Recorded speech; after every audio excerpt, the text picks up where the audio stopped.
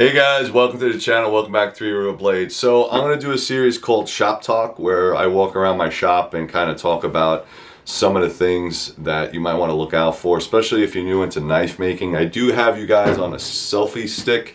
If you're not familiar with my shop, again, it's not that big. It's really like 400 square feet, and it is loaded with tools and gear and stuff that I need to make awesome handmade knives.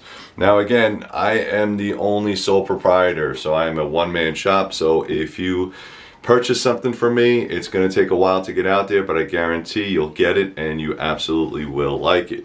So one of the things that I wanted to talk about today is grinder maintenance, or knife maker grinder maintenance. I have three 2x72s. I have a Wilmot, which is the top of the top of the top. It's like a $3,000 grinder. I also have a KMG or Beaumont Metalworks, and I've had that one for a very long time, and that's pretty good.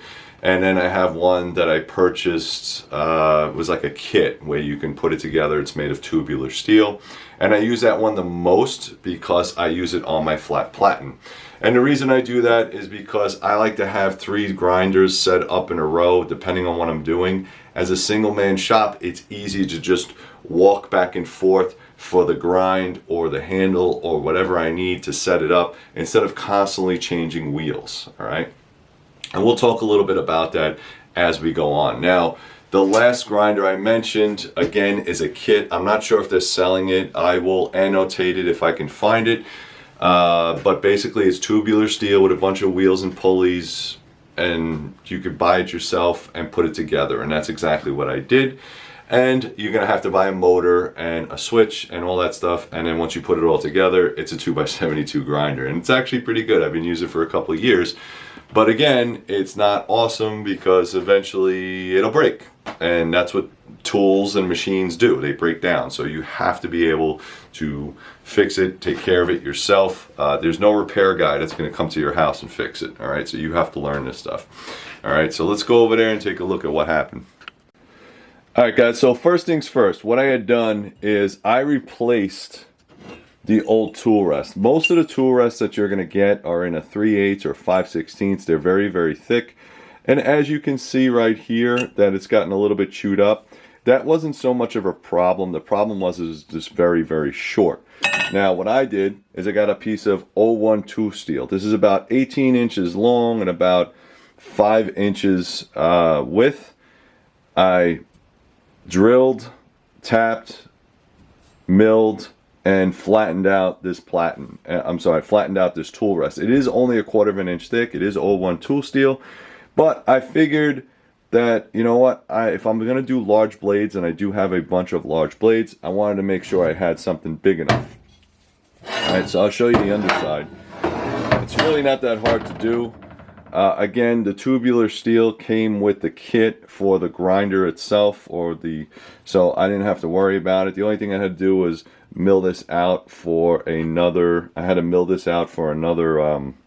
bolt and clean this up, all that kind of stuff. But it gives me a lot of surface area to play with, and that's what I liked about getting a larger tool rest.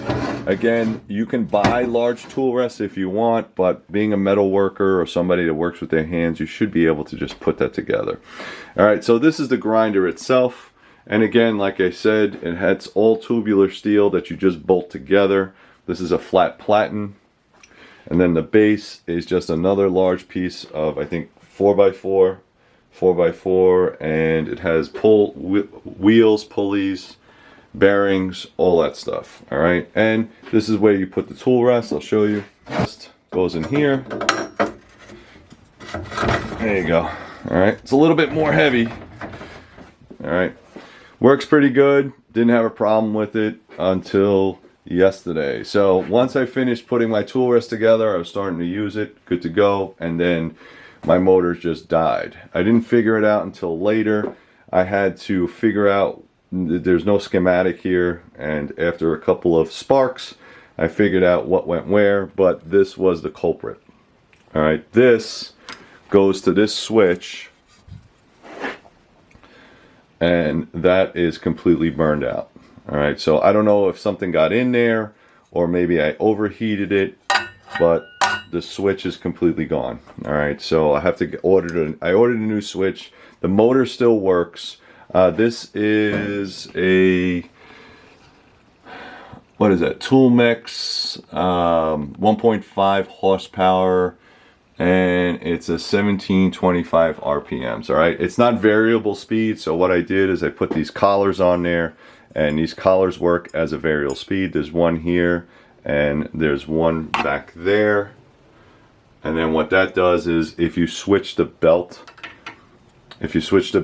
from setting to setting, what it'll do is it will change the speed of it. All right, so it's very, I want to say, generic in nature, but it works. Okay, it works. And something also to note, that it will start to strip away, and even though all these things are metal parts, you have to constantly inspect them.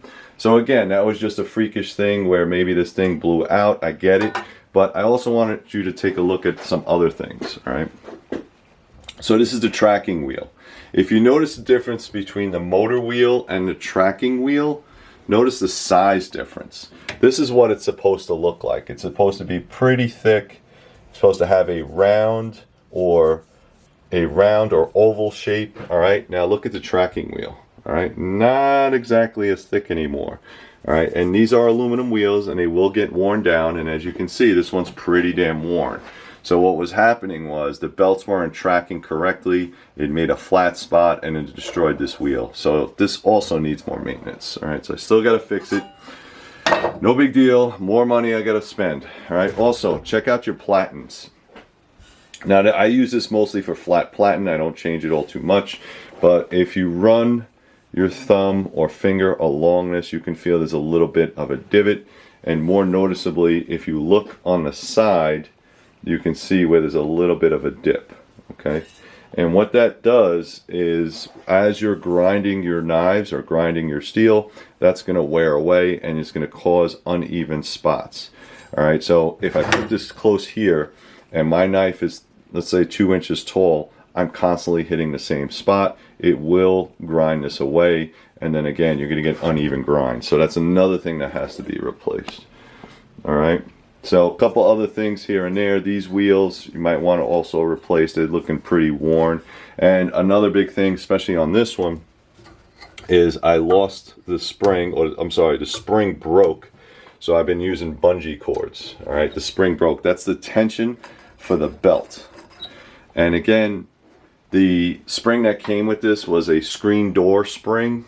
So, okay, great, but that didn't last too long. So I started using bungee cords, and bungee cords worked okay, but you have to find the right tension between this, the belts, and the tracking wheel. Otherwise, you're going to get this uneven tracking.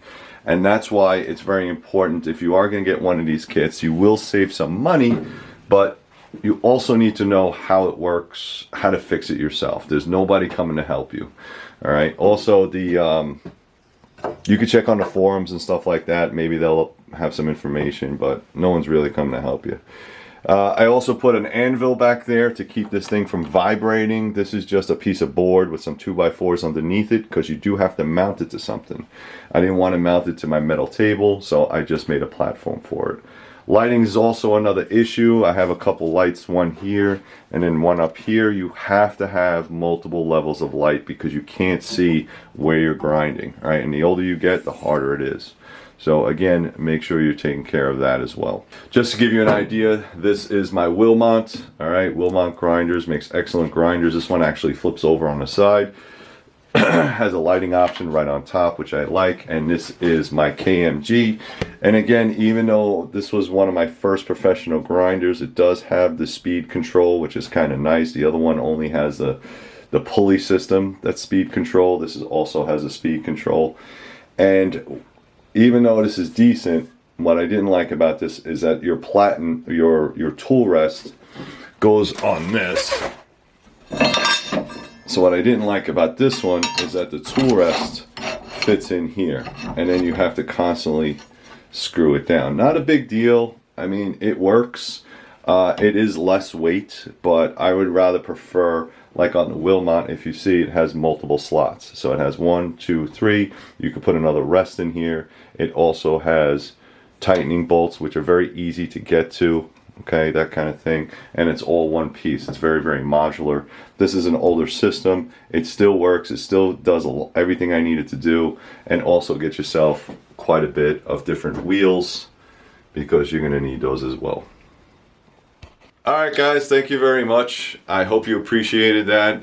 We're just doing a couple shop tours here and there. I know some people like it, some people don't. But if you like this type of content, put that in the comments below. I have multiple things that I could cover in the shop. For guys that are new, guys that just want to hang out in my shop and talk to me, that's all good. I have no problems with that. A lot of knife orders have to be done this year. Thank you very much for all the support. If you need a knife, go to threeriverblades.com. Check out all the different options. There are some stuff up there that I need to finish, such as putting and uploading pictures to chef knives and all that kind of stuff.